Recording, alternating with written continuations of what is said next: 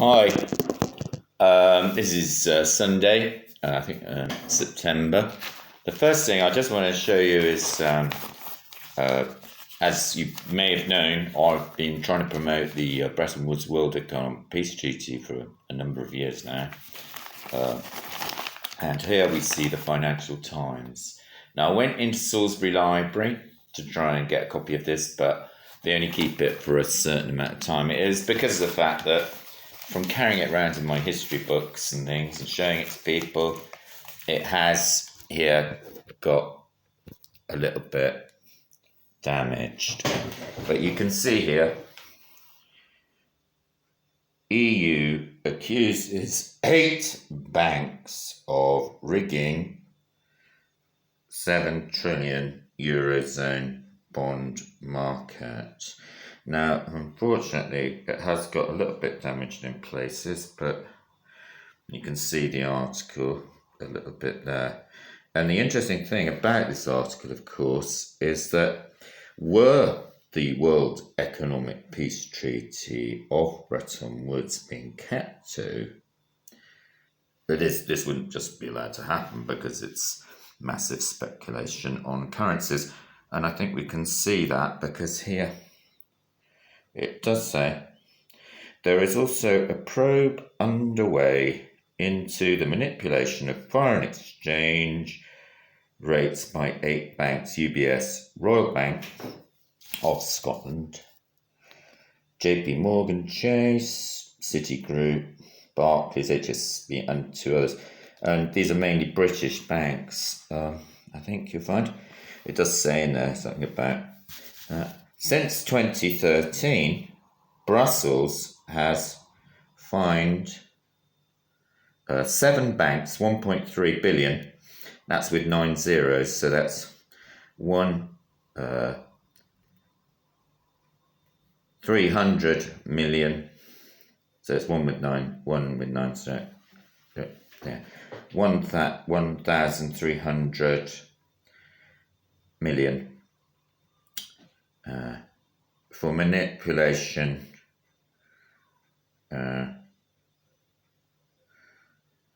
euro interest rate benchmark. I can't read that. Fine, 600 million. Yeah. Yen for something interest rate derivatives, and 30 million for colluding on the Swiss franc instrument. And then here it says, close your eyes, all of you who hate the European Union. Since 2015, Brussels has fined 7 banks 1.3 billion for rigging the euro interest rate benchmark. Its probe into forex rigging is still underway. Well, it's all a waste of time, really. I mean, if the European Union and everybody got together and said, well, what we want is Bretton Woods World Economic Peace Treaty, then there couldn't be a forex. To me, that seems far wiser. And so here we have some of the numbers. As you can see, that's 7 trillion. And then we've got 7 billion. I would suggest always using a calculator with commas every 3 zeros. Any other one doing big numbers, there's just too many zeros. It gets confusing and you make a mistake. And you definitely won't be wanted to work for somebody like George Soros, because the odd naught left off 7 trillion, the difference between 7 trillion and 70 trillion is really rather a lot. So we can see here 7 trillion has got 12 zeros, 7 billion has 9, so we take away 9 from 12, you get 3, divide 7 by 7, you get 1. So that's basically 1,000 euros for 7 billion people. Take the population, I mean, they are British banks, so if you take,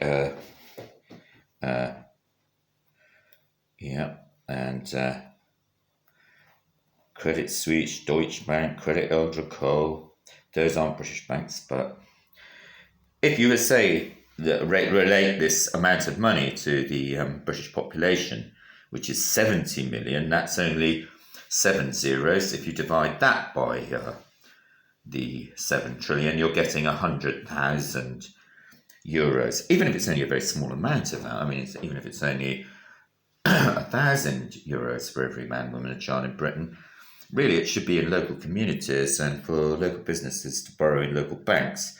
Not this, if you believe in the World Economic Peace Treaty of Bretton Woods, promised to the troops in 1944, July the 1st, 3 weeks after D-Day. And in many ways also, because of the success of Bretton Woods, of course, promised to the soldiers of the First World War as well, who didn't really have a very good time of it.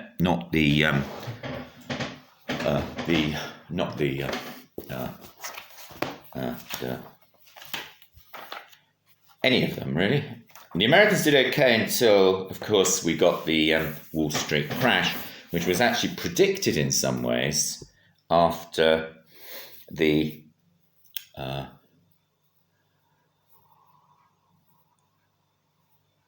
in 1925 by Winston Churchill. I think Churchill was reacting to the dreadful situation that happened to the German Deutschmark between 1921 and 1923. My aunt, who used to work with Alan Turing during the Second World War, and I think one of the reasons she used to blink, she used to go like this, would you talk? Was late nights. It's just my guess, because she couldn't talk about it, because if she had talked about the fact that she worked with Alan Turing during the Second World War, they'd have put her in prison.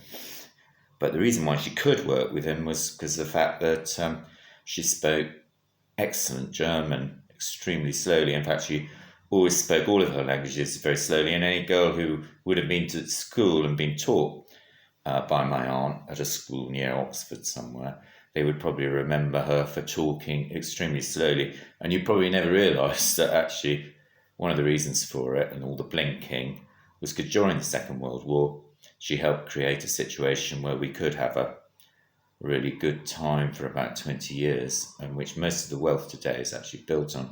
Unfortunately, it's being eroded by all of that sort of mass speculation. And here we have in the a history book, which would have been available. I don't think you'll find it in any history books anymore.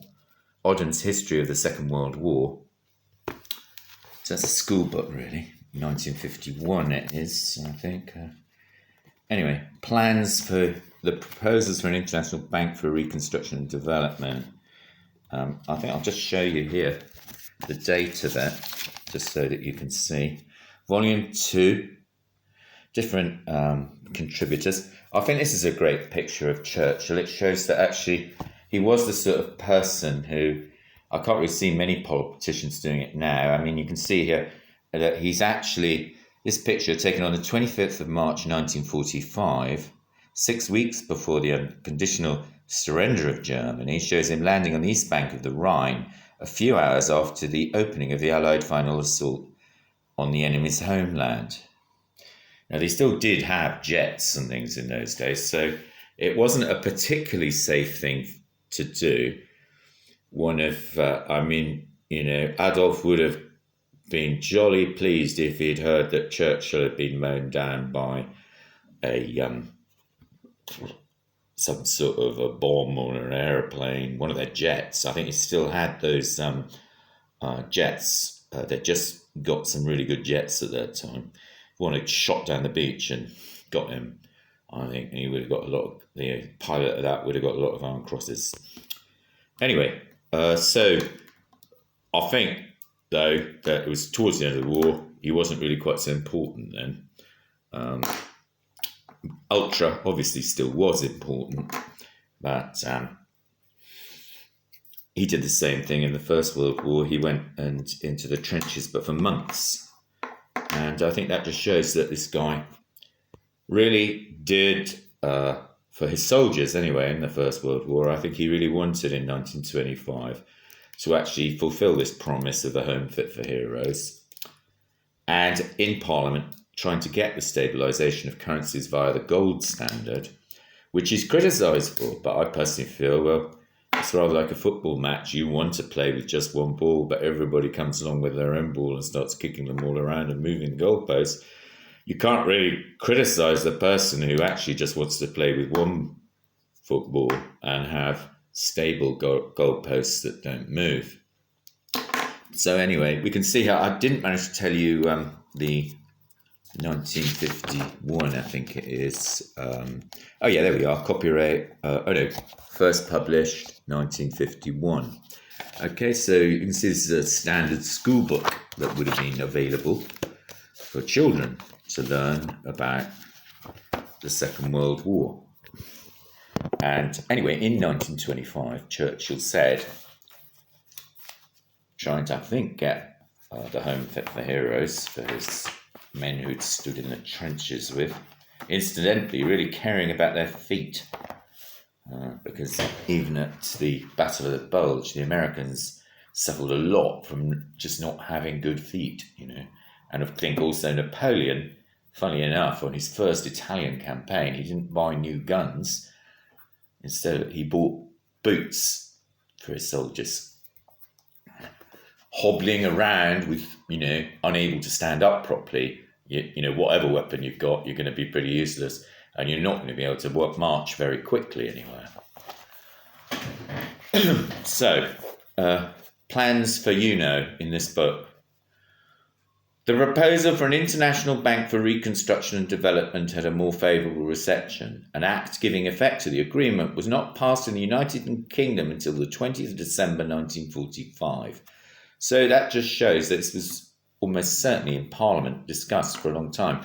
It doesn't say here who passed it. That was Clement Attlee from the Labour Party, who then went on to find a welfare state and a national health service and start paying back some debt to the tune, in today's money, I think, of 30 billion a year.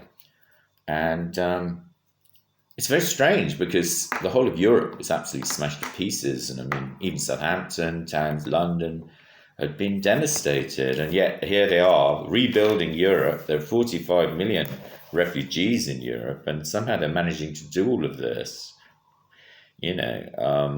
without a problem. And yet today we see in France, we've got one historical building damaged, and it doesn't seem like it's going to get really repaired that quickly.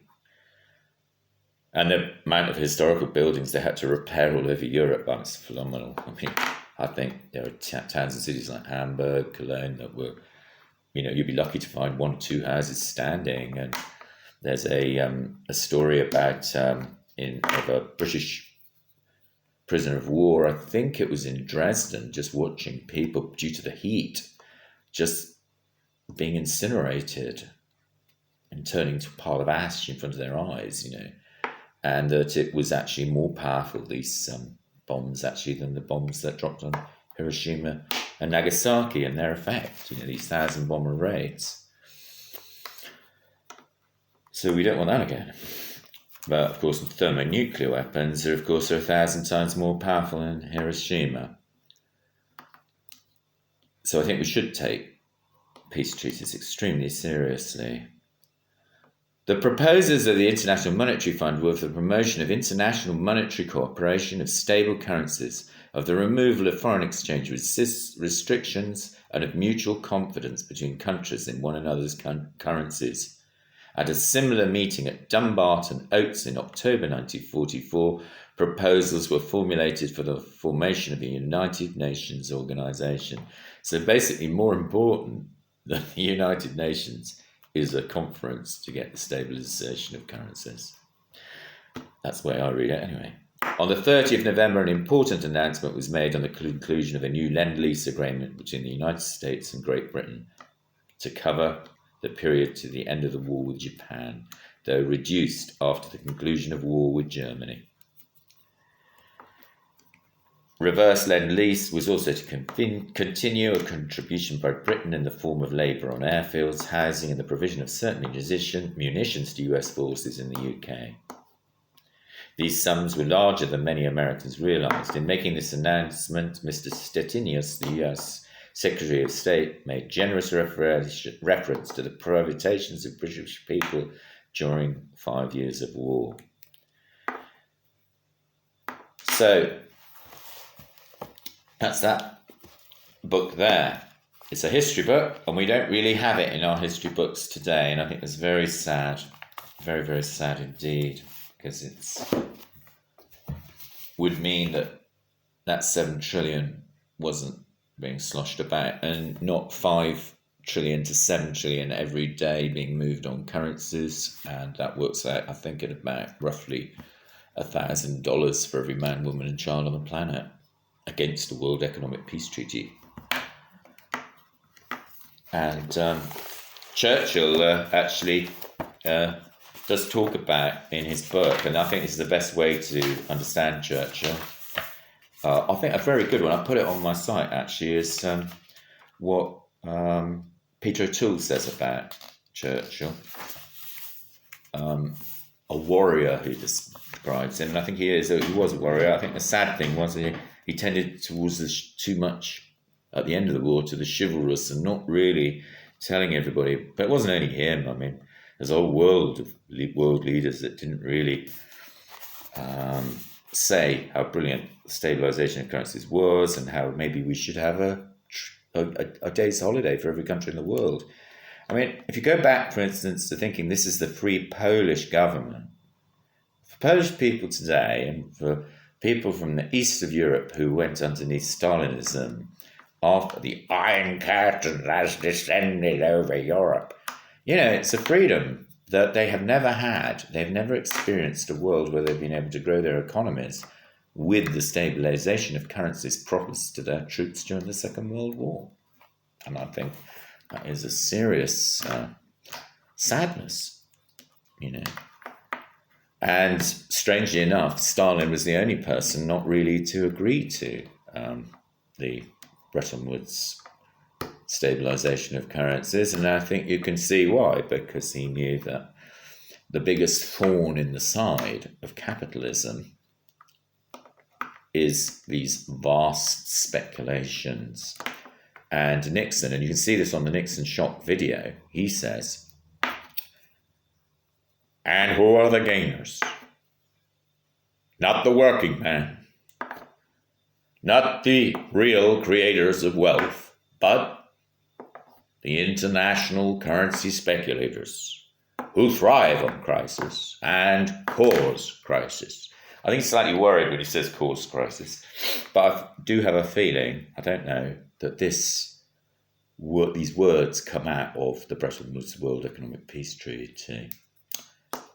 But we don't know, do we? Because I haven't seen all the parliamentary records from the United States or Britain or France, but they're all there. It's all there. Anybody wants to look. And that's what I'd like to see coming out of Parliament, actually. But anyway, Churchill says here in Richard III, and as I say, that fantastic way to learn about Churchill and history all at the same time. The popular demand for the release of the princes was followed by a report of their death. When, how, and by whose hand the deed had been done was not known. But as the news spread like wildfire, in a kind of fury seized upon many people. Although accustomed to the brutalities of the long civil wars, the English people of those days still retained the faculty of horror, and once it was excited, they did not soon forget. A modern dictator, with the resources of science at his disposal, can easily lead the public on from day to day, destroying all persistency of thought and aim, so that memory is blurred by the multiplicity of daily news and judgment baffled by its perversion. But in the 15th century, the murder of the two young princes by the very man who had undertaken to protect them was regarded as an atrocious crime, never to be forgotten or forgiven. In September, Richard, in his progress, reached York, and here he created his son, Prince of Wales, thus, in the eyes of his enemies, giving confirmation to the darkest rumours. So there's quite a good description there of what he thinks of modern dictatorships and how people can be led astray by news. And I'll highly recommend the book. I think it's great. I mean, it's amazing to be actually reading a book that somebody wrote who's probably one of the most important men of the 20th century. Pity we haven't got Bretton Woods in our history books anymore. pity we got $5 trillion away moving around on currencies every day. And when we stand at the cenotaph, 99.999% of the people who stand there haven't got a clue what the troops of the Second World War were promised, what a fantastic effect the stabilisation of currencies did have, and how we really, really do need it again. And wouldn't it be brilliant for all those Eastern European countries to actually have something that their free governments wanted? And I'm pretty sure, I'm pretty sure there is a massive need for it and wanting of it from most world leaders throughout the world. But I really do think that to have democracy, people should know these things exist. Anyway, it's the Financial Times and it's a history book. Have a nice day.